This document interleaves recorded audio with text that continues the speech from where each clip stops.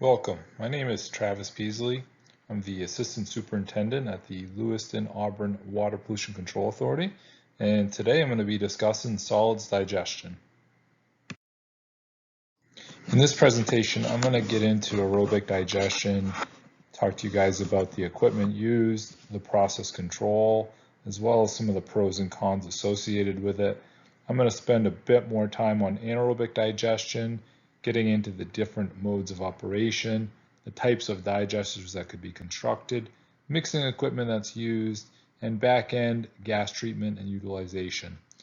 I'm also going to spend a little bit of time talking about the reasons why someone would want to build and operate a digestion facility, and then end the presentation with a description of the LOPCA anaerobic digestion facilities. What is aerobic digestion? I like to think of it as simple as starving a bunch of bugs. To do it, you need to build a digester.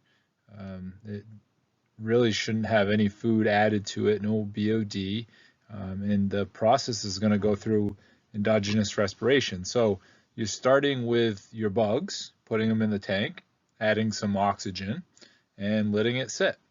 The end result is you end up with less bugs. You've got some CO2, a whole lot more water, and some ammonia. Really simple, straightforward process. The bugs are using the BOD that was in there. Remember, there's no more being added, so they're going to use it up, and a bunch of them are going to die. They're going to start starving, and then the ones that are dying are going to get eaten up by the other bugs. So pretty straightforward. By doing this, you're obviously reducing your volatile solid levels, and the operation can either be putting everything into a tank, letting it sit for a long period, which is a batch, or what some facilities do is they will run a digester for a while, they'll stop, decant the water off, and then add some more. So that's more of a continuous process. If you look at the equipment involved, there's honestly not a whole lot. You need a tank, it's what we're calling the digester. You need some air to supply to it. And then depending on how you're going to run it, you can do it crudely and just, drop a pump in the top and decant water off the top. Or you can have some more sophisticated weir levels, some automatic gates, or even a top draw pump to be able to decant and move the water off to keep the process going. So honestly, it's pretty easy to build. It is energy intensive because of course you're putting a lot of oxygen into this system. However, really for starters, you just need some air piping, a blower, and a tank. As you can see here, there's not a lot to the process control. You're trying to keep the bugs in there for 15 to 20 days. You do have a significant air requirement, as you can see here. The DO, it's somewhere between 1 to 2 milligrams per liter, so much like your typical conventional aeration basin. Temperature does change process a little bit. Here it's saying 59 degrees, but you can run it 10 degrees either side of that. You'll just start seeing some impacts. You should see a 35 to 50% volatile solid reduction. So there are some good benefits to operating a system like this, some great volatile and solid destruction.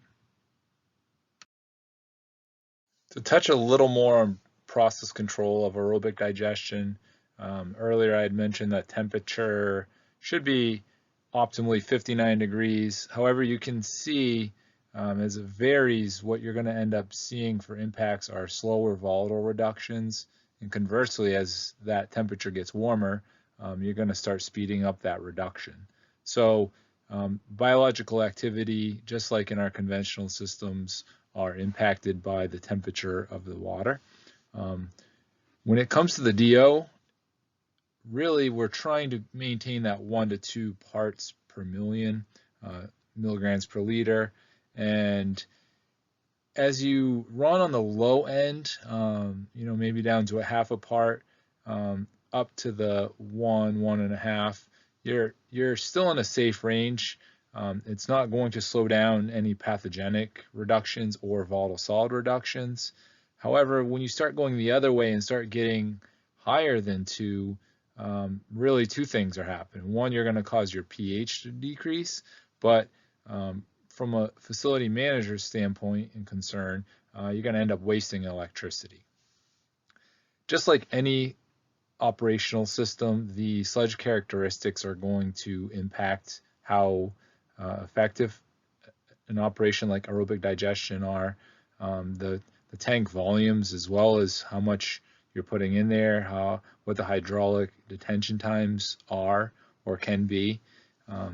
You're trying to stay within that 15 to 20 day window, which is typically when the bugs are pretty much dying off and becoming less active and less effective. So you need to be watching all of that. That may happen sooner or later depending on your sludge, and make sure you're keeping that system operating effectively. You don't want a bunch of dead activity in there and just pounding oxygen for no reason. So it is critical that process is maintained. Of course, nitrification is a concern as always. It takes right here 7.2 pounds of alkalinity for every pound of ammonia that you're oxidizing. So it can become energy intensive. The other thing is you're going to, going through nitrification, you're going to lose some alkalinity. If alkalinity is taken away, then you're likely going to start dropping your pH.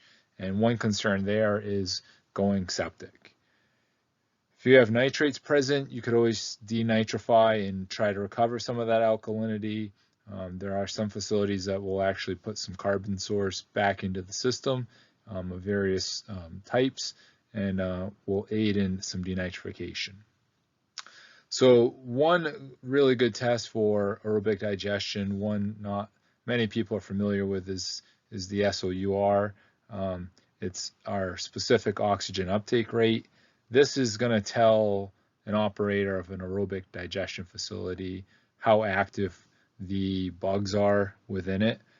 Remember, we're trying to make sure we're optimizing that space, that volume, detention times, and maximize the activity within it. So once things become inactive, it's time to start decanting, moving out the old and bringing in the new, keeping the system going.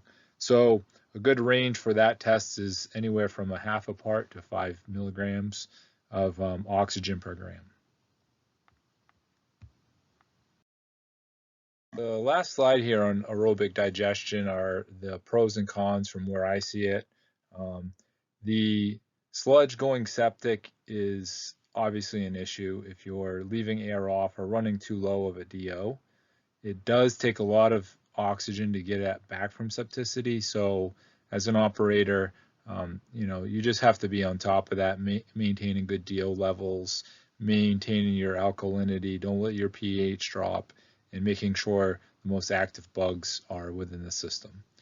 It is energy intensive. Anytime you're running oxygen into a system, it can cost quite a bit of energy. So there are some high operating costs to do this. And there are some cases where the solids, once digested, can become difficult to dewater, and that there's ultimately less energy within those bugs. That's important for people that are maybe trying to compost that material and need some of that energy. So, I wouldn't say they're cons, but they're things to keep an eye out for if you're going to operate one of these systems. On the good side, though, they are easy to operate. We only mentioned a couple process control parameters, and they're relatively straightforward. Making sure you've got some good active bugs and they're supplied enough oxygen, and then letting them do their thing. Typically low capital cost. It's a tank with some air piping, maybe a pump on the top or some gate valves to decant a little more easily. But all in all, it's relatively easy to build. Typically end up with less odorous solids, once you've removed some of the the volatiles. You do get a pathogen reduction, and the supernate is typically a low BOD. So that heading back to your plant, it's all good stuff. What most people are seeing are 30 to 50% solid destruction. So, even though it's putting a lot of front end energy, you're ending up with a lot less material to manage and dispose of on the back end. With these days, the cost of disposal sort of out of control, more and more people are looking at ways to reduce the volume of the solids that they need to manage, and this is one approach. I personally don't operate one of these systems. I never have, but they are in operation throughout the state. Wells Sanitary District and Gardner are two that I've been to and have seen, and I would encourage you to reach out to if you want to see one of these operations in person. So now on to anaerobic digestion. This is a topic I'm more familiar with and something I operate here at the Lewiston-Auburn Water Pollution Control Authority. So anaerobic digestion, it's basically creating an environment for a class of bacteria that operate and thrive with no oxygen. The bacteria working here are just breaking down organic matter into something more simple. Taking things like a carb and a protein and turning it into a simple acid that can be broken down further. So by doing so, they're basically slowing down any further biological activity. They're taking some portion of that solid and converting it into hopefully a gas, but most of it gets converted into a liquid. It's able to produce methane, which is cool. It's also reducing the pathogenic bacteria. Here I say eliminates, but it's more like significantly reduces it. And one huge benefit is it reduces sludge odors. So within the digester, there are really two different bacteria doing the work. So the first are the acid formers, and they're the ones taking these organic solids and converting them into organic acids. They are high energy, they multiply and grow like crazy, and they're there doing that front end work, making the acids that hopefully can be converted into what we want, which is some methane. So one good thing about these guys is they're not sensitive really to some of the changes. There are temperature concerns, there are concerns of feeding them too quickly and sort of getting a little upset, but all in all, it takes quite a bit to upset the acid formers. On the other hand, on the back end, the methane formers, they're the ones that are taking those organic acids and doing the work with them. They grow slowly, definitely have less energy, and are really the sensitive group here. So if you start losing alkalinity, dropping pH, if you're moving your temperature more than 1 to 2 degrees a day, then they start to basically shut down and not do the work. So later when we talk about souring a digester or upsetting a digester, it's mostly upsetting the methane formers, because typically what's happening is the acid formers have gotten out of control and have grown quicker than the methane formers could keep up with and do the work for. So some textbooks describe 4 steps. I like to think of it as 3 steps with anaerobic digestion.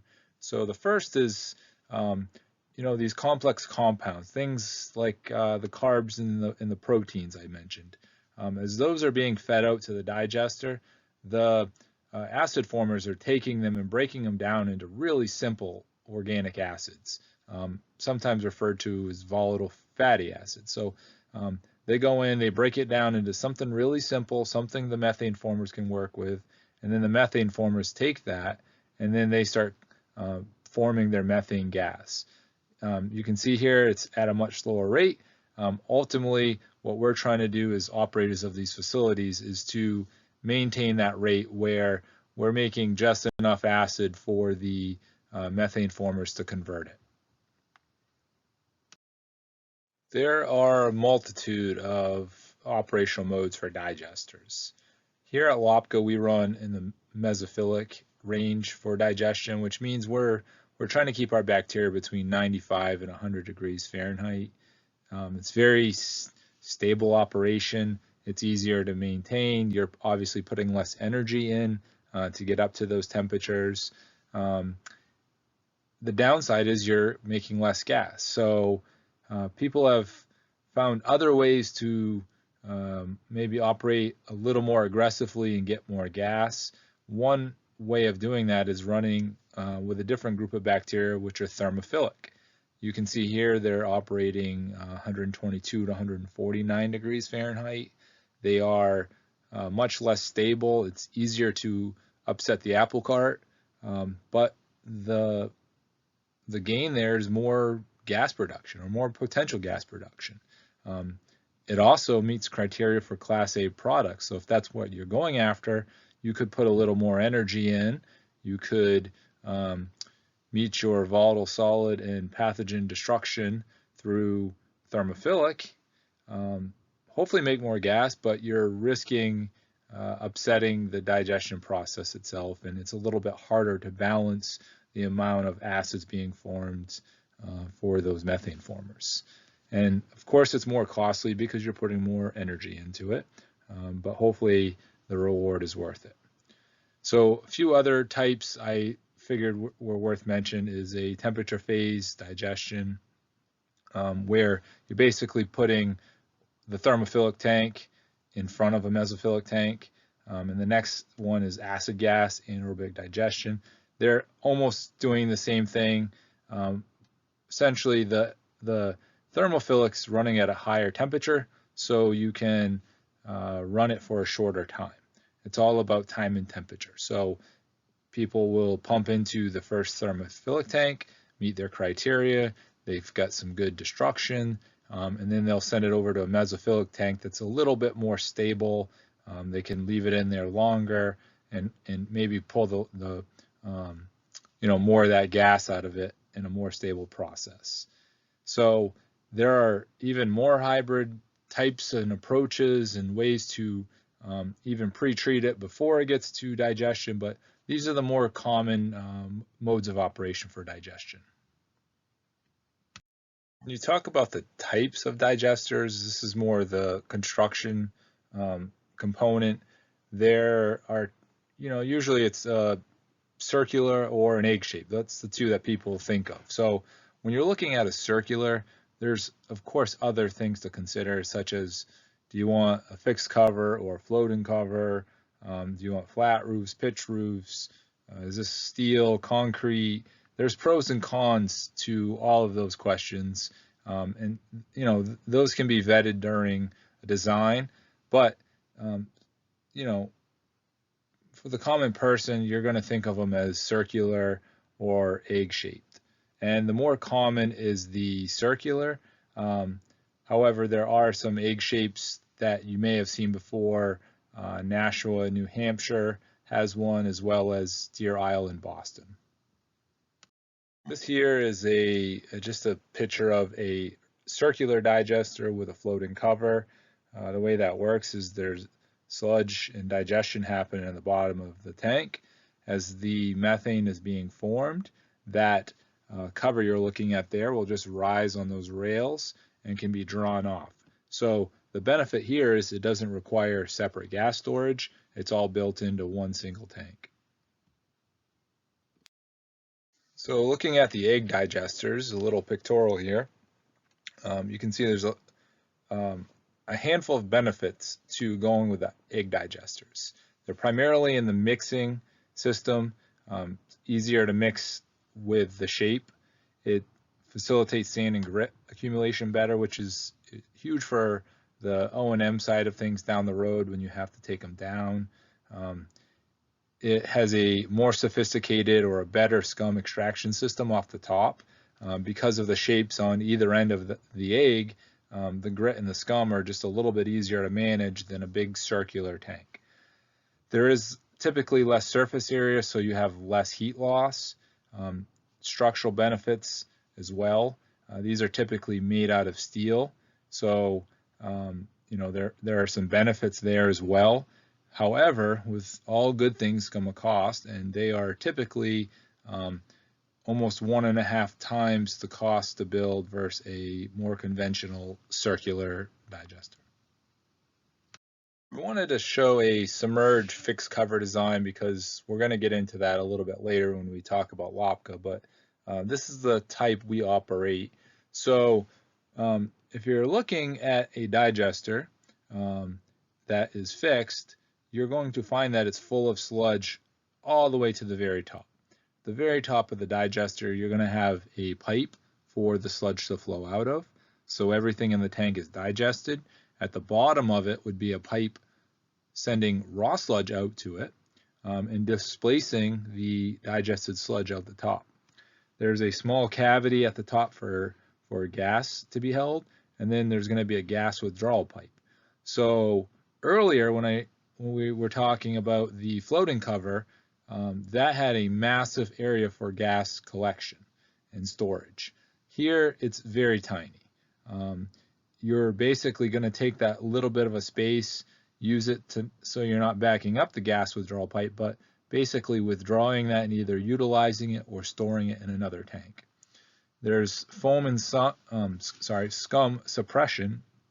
That's if you were to start building up some foam layers that could potentially get up into your gas piping. You could either take the digested material and pipe that back into it to spray and knock down the foam, or what some people have done are tying in plant water systems. But the point there is just to knock down any of that foam before it ever got up into your piping. So if you do need to take your gas and send it to a different tank, if you've gone with the fixed cover approach, there are different variety of types of holding that gas. Here in this illustration is one provided by JDV, very similar to the type we use here at Lapka. So what you start with is an outer cover, and you're using just ambient air to keep that fixed. That is to protect the inner membrane that is holding all of the gas. So the outer shell, we jokingly say, is to keep birds and kids with BB guns from creating a huge mess. The inner membrane is where all the work's happening. So that inner membrane is going to fluctuate and build depending on how fast you're either making gas or utilizing gas. And often these tanks are shared with digested sludge. So below the gas membrane may be a tank full of digested sludge, which has the potential to release some additional methane.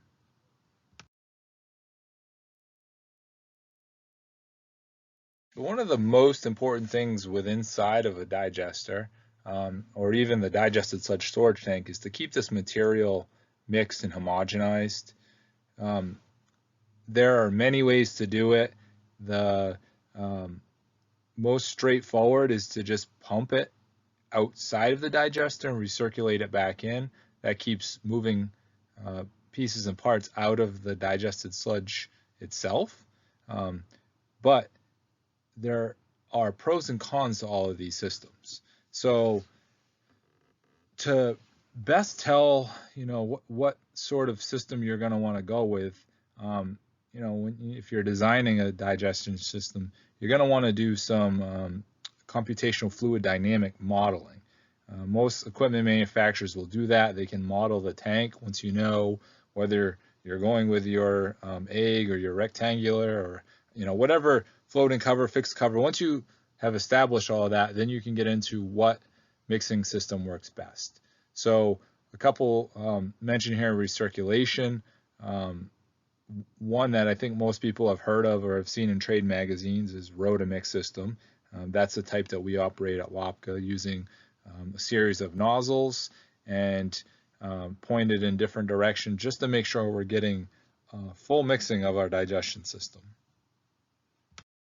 Another common way of mixing a digester is through the use of draft tubes. So they can be internal or external or a combination of both. I gave an illustration here of one that was being proposed, a large 115-foot diameter one, you can see there are a lot of mixers being proposed. The nice thing here is they're all accessible. They're going to be lower energy and probably just as effective of mixing. However, they are outside and exposed to elements. So from a maintenance standpoint, that can be detrimental sometimes or frowned upon from your maintenance department. Another cool way to mix is it's called the canning mixing system. And you can see from the illustration why it would be called such. You're basically taking the gas that you are producing, this methane gas, and you're piping it back in and pumping it up into these spargers and cannons that are basically using similar sort of mixing activity as you would in a conventional aeration basin. However, you're using the methane gas, so you're not putting much, if any, oxygen back into the system. So it's a pretty neat way to do it. It looks rather intense, but from what I have read and understand, it's quite effective. So the last mixer I want to mention is a linear motion mixer. There are a couple different manufacturers that make these, but you can visualize what's happening. There is a motor and gearbox mounted on top of the digester. There's a shaft sealed down to a disc, and that's going to operate nearly continuously and keep this digester turned. It's going to run slow enough you're not creating any oxygen in there, and it's going to run relatively slow and use very little power. So it's a huge benefit for the operational cost. The downside is the effectiveness of them are sometimes called into question. I don't think they're as effective as your canning mixing or your recirculation systems. And when I first did this presentation, there weren't many of them around. I think there's been a few more put in place since, but they're still not as proven or used as widely as some of the other mixers we had mentioned. And anytime you've got bearings, gearboxes, motors, especially if you're exposing them to the elements, they're bound for failure. If you do, you've got a mixer sitting on top of a tank, you've got a little bit harder access. Hopefully they're not too heavy to pull down and maintain, but they are considerations you have to give to mounting something like this on top of the roof of a digester. So the methane that's being formed through digestion is referred to as biogas. Textbook says you should be making anywhere from 12 to 15 cubic feet of gas for every pound of that volatile solid that you destroyed.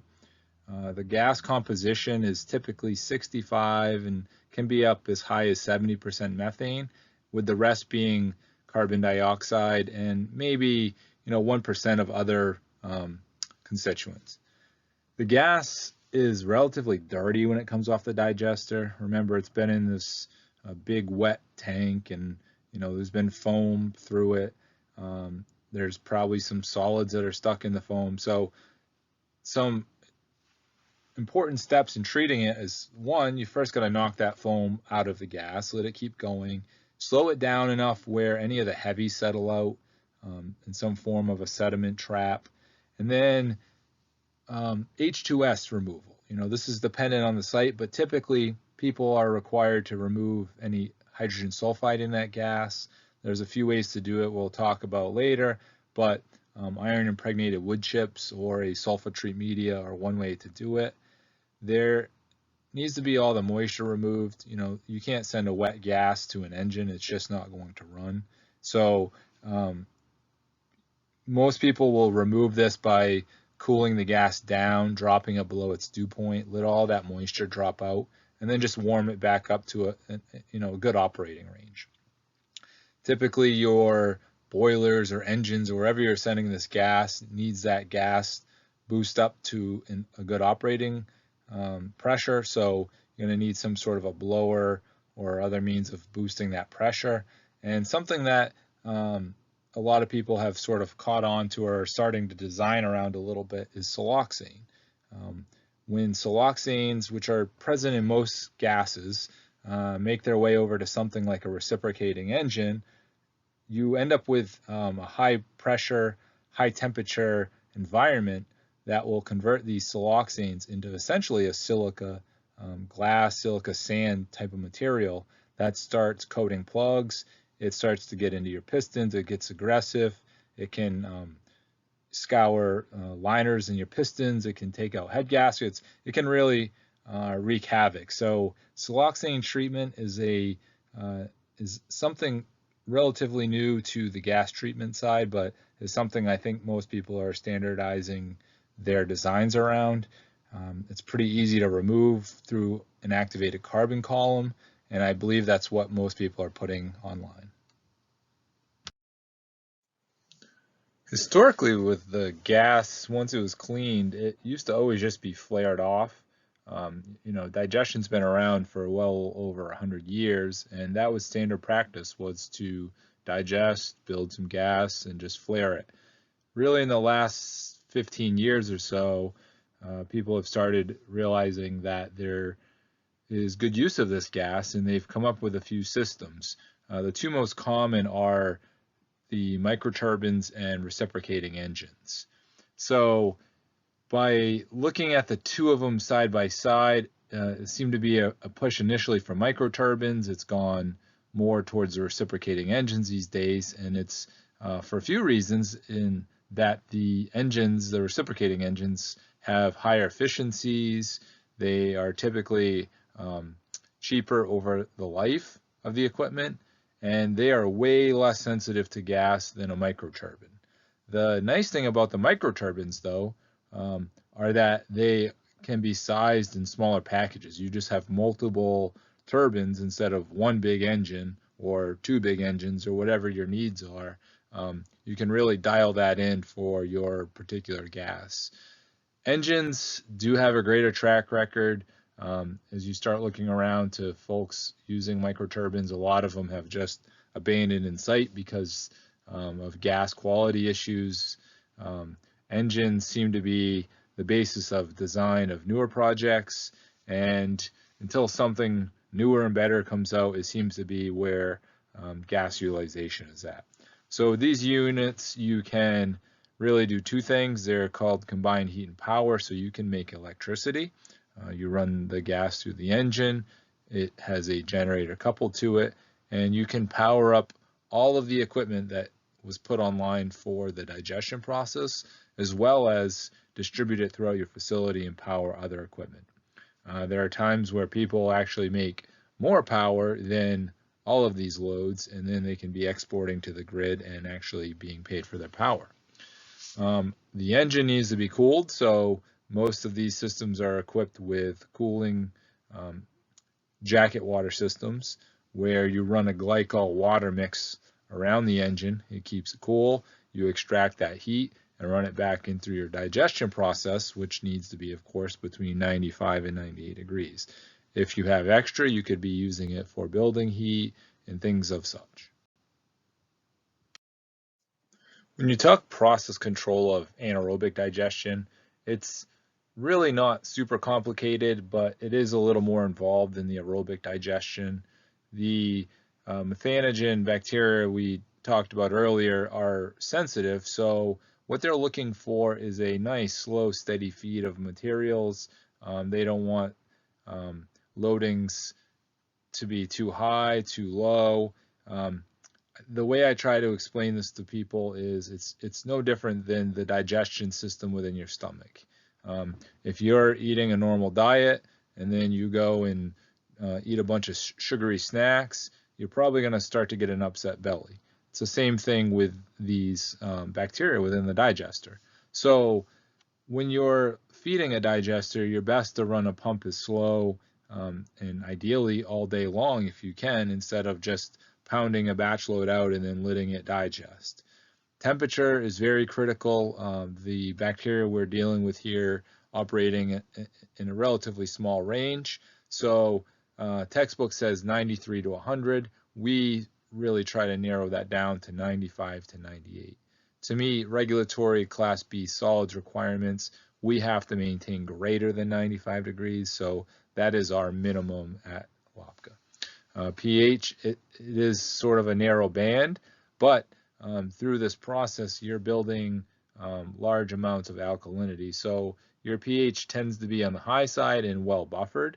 In the next slide, we'll get into souring a little bit, and I can tell you, what happens when you start to lose that alkalinity.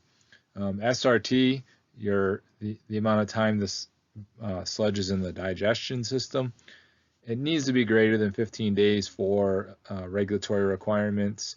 At LOPCA, we're probably double that in around 25 to 30 days. The volatile solid destruction has to be greater than 38%. Again, those are minimums. Typical digesters are operating in the 40 to 65% range.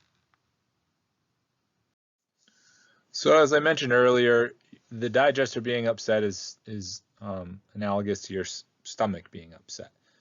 It's referred to as souring, and we have experienced a few times where we have upset the digester, and you can actually smell it in the digested sludge as well as the gas.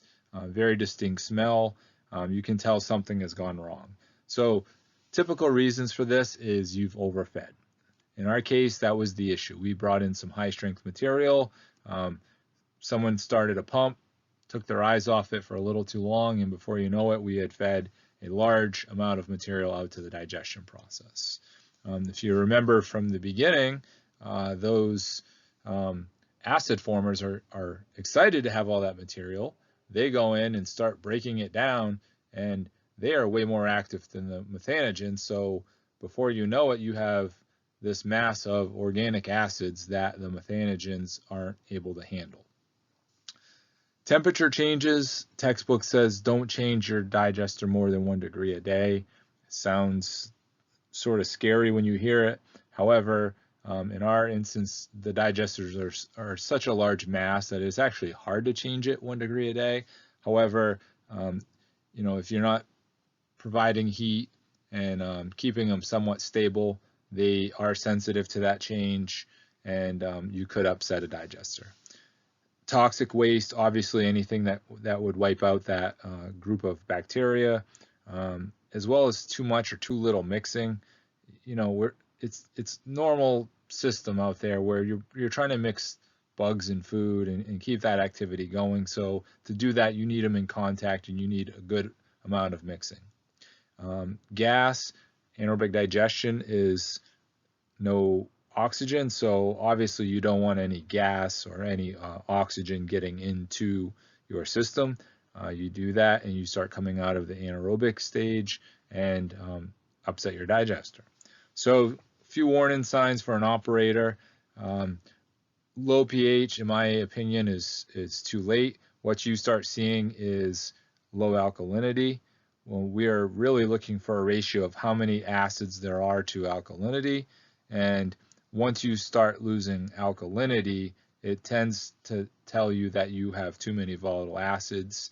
Once you're dropping your alkalinity, you've lost your buffer for pH. So a pH drop is really a very lagging indicator that you've already probably upset your digester, and it's likely going to get worse. So at that point, you have to start looking at possibly trying to slow down the amount of material you feed, the amount of all acids that are being produced, and let those methanogens catch back up.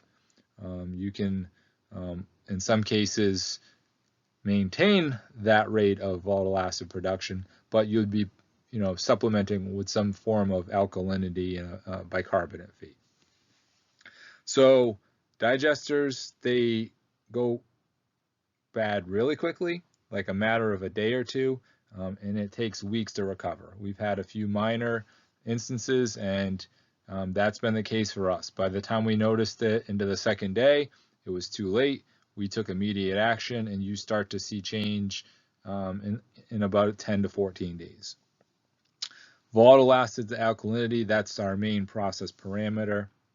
That's going to start changing on you, and you're going to quickly tell you're heading down into ratios of anywhere greater than 0.25. If you start exceeding those, then you're likely growing volatile acids too quickly, and you're going to start dropping that ratio. Again, the question is, do you slow down feed, cut back on your acid production, or do you augment it by adding lime or some sort of caustic to actually build back your alkalinity? And, for us and for others, you should have the option to dewater undigested solids. If things get upset and your plan is to not feed the digester as heavily to build these acids, well, you still have an activated sludge system that needs to be maintained. So if you can't send it to the digester, you have to have a plan B on how you would dewater those undigested solids. So the question always comes up, why anaerobic digestion, or why digestion and energy recovery? And there's, lots of reasons to do something like this. Some of the major ones are, obviously, you're making electricity. You're cutting down how much you got to be purchasing, but more importantly, you're cutting down the amount of biosolids that you need to manage on the back end. These days, especially in the PFAS realm, the cost to manage and dispose of these materials seems to escalate by the day. So to find ways to reduce the solids is key. For us at Lopka, we are able to reduce 50 to 55% of the solids and save nearly $600,000 a year. So it's substantial to be able to reduce those biosolids management costs. The power, that's another couple $100,000. It's really nice. The technology, it's well established. It's been around for 100-200 years on farms. So digestion is not a new thing. It's really in the last 15 years or so where people have figured out it's making more and more sense, and there's a whole back-end energy recovery component to it that makes sense. So there are thousands of these throughout the world, and seems to be more and more going online. The more you look around. The environmental impact of reducing CO2 for Lopka, we estimate it's an 80% reduction. It changes by facility, but it's an added bonus to taking on an anaerobic digestion system like this. So another question I get often is, where does digestion make sense? And people think you have to have a large wastewater facility before you can build it, or a huge footprint. And I think if you read literature, you might even see stuff that talks about unless you're greater than 5 million gallon per day wastewater facility, it doesn't make economic sense. And things have changed, and I don't think that's the case anymore. A couple examples I wanted to share with you is right up in Exeter, Maine, there's a dairy farm. They're not a wastewater facility. They're flat in the middle of a farm field using cow and horse manure. They are bringing in mostly food waste slurries, as well as some other feedstocks they can get their hands on, and operating a pretty well-run operation. Village Green up in Brunswick Landing, the old Naval Air Station, they are not a wastewater facility. They are strictly bringing in feedstocks as well as some septic material and operating, a complete digestion system there, making energy, combined heat and power, doing the same thing that Lopka is doing. They are also bringing in other wastewater solids. So, you can set up some regional operations that don't have to be on your site, but could handle materials from your site. The small impact energy, bioenergy little trailer here, this has been driving around New York City and taking food waste and grease and different waste products from all the various restaurants and making, small scale digestion and gas and bottling it up. And, there's different ways to look at it. Obviously, the economics need to be assessed, but the answer is there's no one size fits all. You don't have to be a large facility to take on anaerobic digestion. So even though we've touched on it throughout the previous material, just going to finish this presentation by talking about the digestion system here at LACA. So what we ended up constructing were two concrete digesters, each one 65 foot in diameter, 25-foot sidewall, and each one holding 690,000 gallons each. They were sized for 15 days. Of course, you're going to size it for the maximum.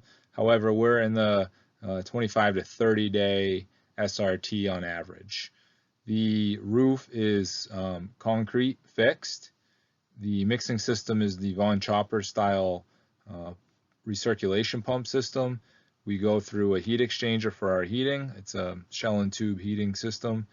The digested sludge storage tank with membrane covered dual purpose tank. Sludge is on the bottom, gas is on the top. We have two engines, each one capable of producing 230 kilowatts of power. And we do take in outside waste.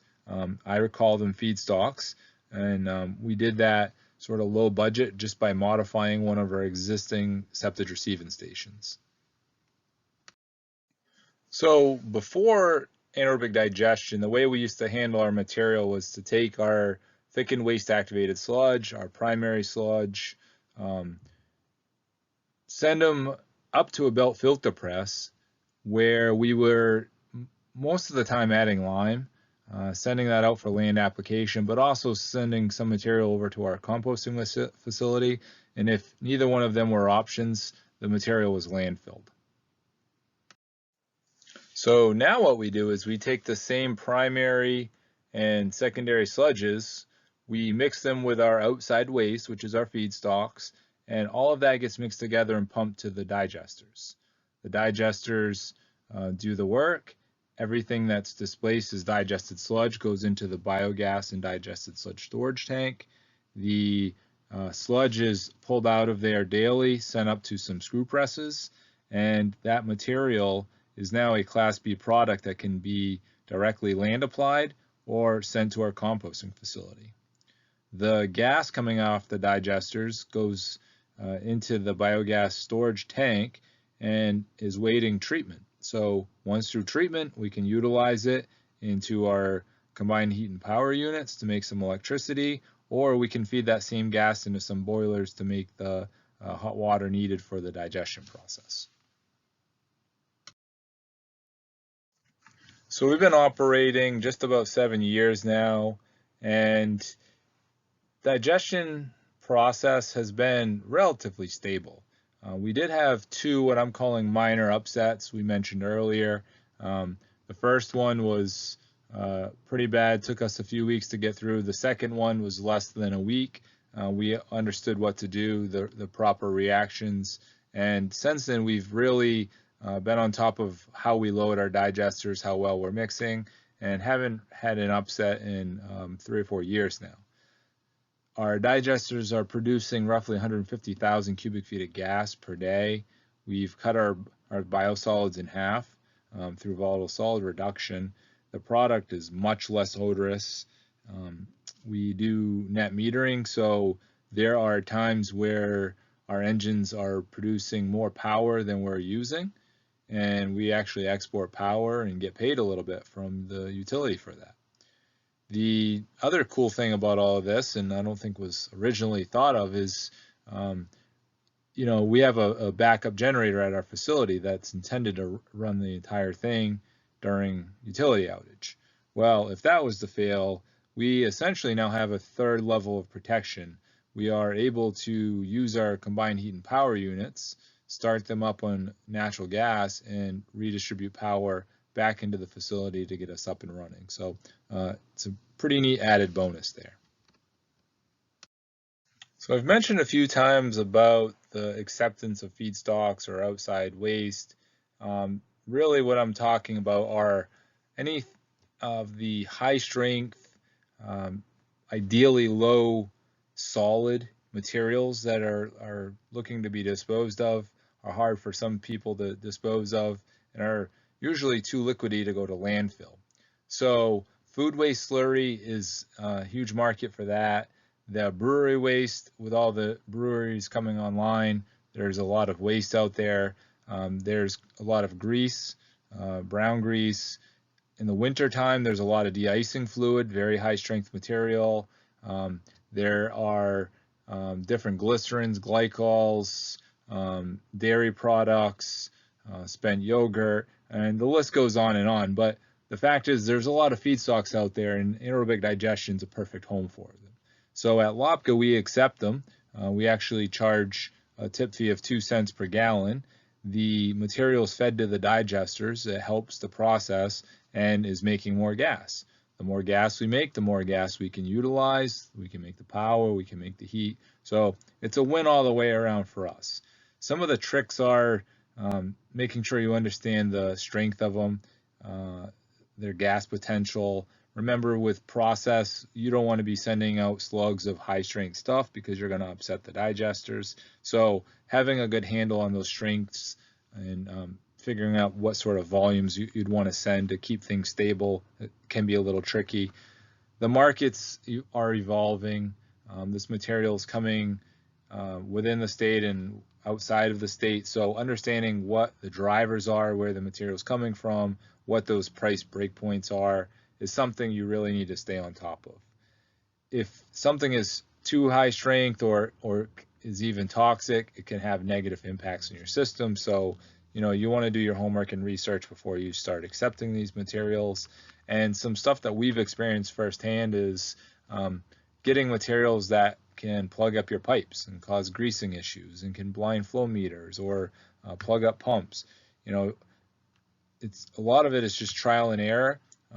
Every system's different. Every system has different pre-treatment equipment for feedstock acceptance. So really, if you're going to entertain anaerobic digestion and accepting feedstocks, you want to put some thought into what sort of materials are readily available, which ones you would want to accept, and how you may want to pre-treat and prevent issues with those. So before I send the message that these things are super easy to handle and operate and maintain, I should let you know that about every 5 to 7 years, you actually have to take down these digesters and clean out all of the grit, rags, anything that would accumulate in the bottom. Because if not, you're going to start plugging mixed nozzles, pumps, you're going to have ragging issues, and ultimately you're using up capacity that could otherwise be used for the digestion process. So a few pictures here of our experience taking down a digester. It takes roughly 2 to 3 weeks to take down the material slowly, to dewater it, to get down to a layer where it's primarily the gritty stuff that you don't want to be sending up to your screw presses or belt presses or whatever you're running. That needs to be handled a little bit differently. So picture of about 18 inches of grit that needs to be removed. And remember, in our system, there's no removable cover, so you're going in through side access hatches to get in and remove this material. Top right's a picture after it's all clean, ready to go back online. And the bottom right is a picture of a greased up feed line. We didn't understand how much plugging and greasing the feedstock material was causing until we took the line down, the tank was empty, and we were ready to clean out to the tank. And as you can see, it's quite gummed up there. So I just mentioned that when you take down a digester and you pump your gritty material out, that you don't want to send it to your screw press. So we learned the hard way by attempting to mix and slurry it up and send it slowly through our screw presses. The end result was we took out 2 gearboxes. We plugged our screw presses multiple times, essentially had to do a full rebuild on the screens, and made a lot of mess. The positive of all of that was our maintenance department got really good at taking apart and rebuilding our screw presses and feel like we're quite intimate with the machinery now. However, we did learn some valuable lessons, made the second digester takedown and the storage tank takedown a bit smoother. So this is getting a little away from the digestion talk, but just to close the loop on a digester takedown and how it was handled after we managed to take down a couple screw presses, we realized that you could use a existing centrifugal pump, or an alternative would be a trash pump, and basically pump that material in a slurry to another tank. For us, we were fortunate to have an aerated grit chamber. We closed off one side, we pumped the material in, we let it sit, we decanted, and then properly removed the grit. This worked very well and is likely how we will proceed in the future for our next tank takedowns. So to wrap up all this digestion talk, a few things I wanted you guys to remember, primarily with anaerobic digestion, that these things are sealed. You can't touch them, you can't feel them, and if you start to smell them, that's typically a bad sign. So it's a little bit different than what we're typically used to in wastewater treatment. We're used to seeing and smelling and doing good visuals. Unfortunately, there is a trust factor with anaerobic digestion in that it's very important that you just keep things within operating conditions, and things typically work out fine. You are trying to keep two different populations of orgasm.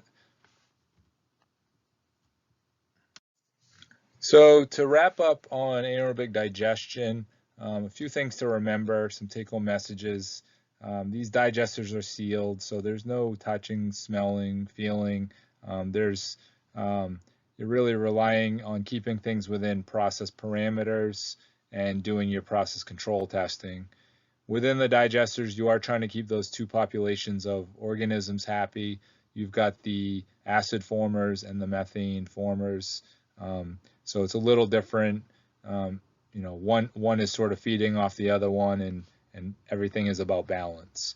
The tortoise beats the hare, so the trick is to just keep things slow and steady, and process will be great.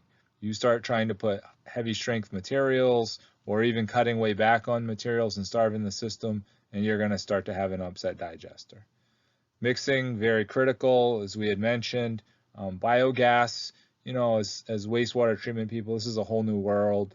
When you get into the qualities of the gas and utilization, the different levels of treatment, as well as, a big thing for us is safety. So biogas is a new world. Feedstocks, outside waste we talked about, everyone has to weigh the good and the bad, understand it. My advice is to go around and talk to other people that are managing products, learn from their lessons, understand where your comfort levels are at, and understand where the markets are at. And AD does have effects on the rest of the plant.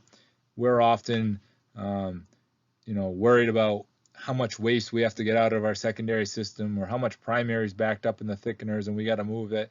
And we also have to remember that as we're moving large amounts of material, that material is destined for a digester. And if you're feeding that too quickly, you're going to upset that system. So within the digesters, there, are organisms you're trying to keep happy. At the same time, in your secondary systems, you're trying to do the same thing. So you're really trying to balance all of those different systems.